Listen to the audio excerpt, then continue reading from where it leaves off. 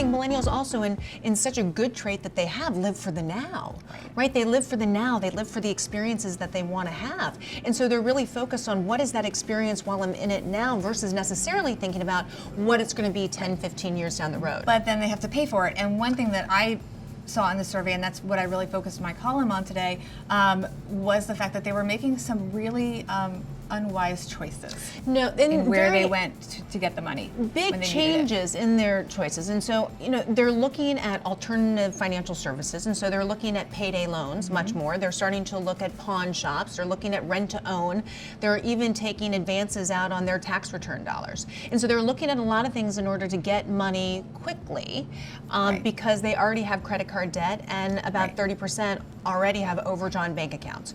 And so they're entering in to now find out these additional sources. And I was most surprised that even though about 50% of the millennials who are using the payday loans and using the pawn shops have not attended college, about 30% have. And so this is something that people, whether you're educated or not, are really going to these alternative, really a little bit more risky services to use. But they're not talking about it. I know when I was trying to do research for this column, nobody would admit it. I did finally find somebody that would talk to me anonymously, but considering 28% of college-educated people in the survey have used one of these alternative financial services, nobody will admit it. And I think that we have to be a little more transparent. No, I agree. I think one of the other troubling findings is they're not talking about it.